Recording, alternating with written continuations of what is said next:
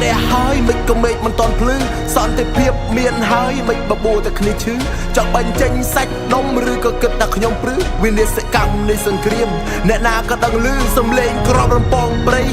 ចិត្តខ្ញុំនៅតែព្រួយសំដីតាធ្លាប់ប្រាប់កាលនោះឆ្នាំ76មនុស្សស្លាប់រង្គាលដី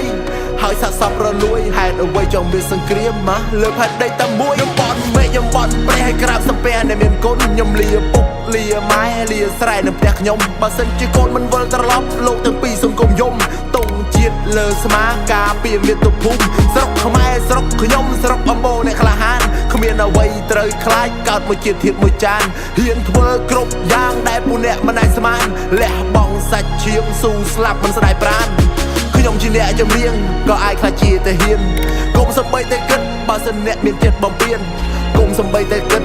ទោះបីមួយជំហានខ្ញុំក៏ត្រៀមរួចស្រេចប្រឈមនៅលើសង្វៀនហើយនេះជាសម្លេងក្មេងដែលកើតលើដីខ្ពង់រាបហើយនេះក៏ជាសម្លេងក្មេងដែលស្អប់នៅរឿងថោកទាបហើយនេះក៏ជាសម្លេងក្មេងដែលមិនចូលចិត្តឲ្យគេគៀបហើយនេះក៏ជាសម្លេងក្មេងម្នាក់ដែលស្រឡាញ់តែសន្តិភាពមិនចង់ស្រកឈាមមិនចង់មានទុកនៅលើទ្រង់ខ្ញុំដៃខ្ញុំនេះប្រឡាក់ឈាមមិនចង់គំរាមខ្ញុំប្រាប់តែគុំកាលលើដែនដីខ្មែរខ្ញុំត្រូវតែថែសុវណ្ណភូមិទឹកដីដ៏ស្រស់បំព្រងព្រោះកម្ពុជាជាបេះដូងខ្ញុំ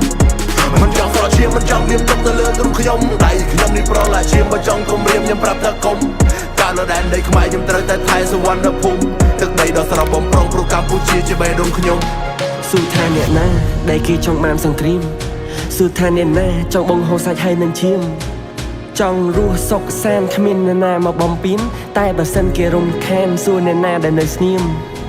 ខ្មែរយើងប្រទេសតូចតែបេះដូងធំថាមិនងាយនឹងប៉ះពាល់អ្នកណាមុនតែបើសិនគេចង់មកប៉ះច្បាស់ណាយើងឈរនៅជាក្រុមយើងឈរនៅជាធ្លុងស្មារតីយើងប្រៀបយើងប្រុងមិនលុតជង្គង់ទោះបីគំនាបគៀបយើង1000តោននៃទំនួនកូនជំហរយើងមិនដែលនឹងចង់មានសង្គ្រាមតែបើសិនជាអ្នកបំពេញចិត្តជាអ្នកចំបាំងក៏មិនដែលនៅស្ងៀមមានភាពហាងខ្លាចរចាតាមដំណត់ឈៀងហ៊ានលះបង់សង្ខារដើម្បីកាមេរ៉ានៅលើសមរភូមិសង្គ្រាមមួយជំនាញទៅមុខគ្មានពាក្យថាបកក្រោយគេដំណើរដែលយើងមាននេះហើយគឺជាអំណោយតស៊ូជាធ្លុងតាំងចិត្តឲ្យធ្ងន់បើចាក់ខកសំឡឹងអំរែកឈាមជ័រអ្នកចំបាំងយើងត្រូវតែខ្លាំងត្រូវតែរឹងពឹងចាយទាំងញើសទាំងឈាមឈ្មោះជាកងដែលហ៊ាននៅក្នុងសង្គ្រាមការបដិញ្ញាស្មារតីមានតម្លៃលើពីន1000លានរះនៅលើវេហាទេវតាបាត់ការជាតិខ្មែររុងរឿងគេឈ្មោះអស្ចារ្យ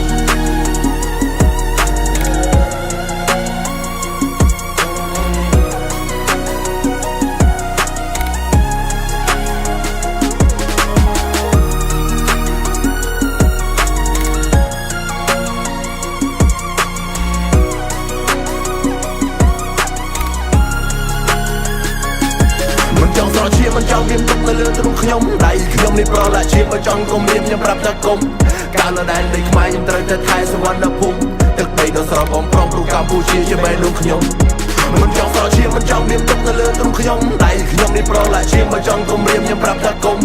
កាលលើដែនដីខ្មែរខ្ញុំត្រូវតែថែសុវណ្ណភូមិទឹកដីដ៏ស្រស់បំព្រងព្រោះកម្ពុជាជាបេះដូងខ្ញុំ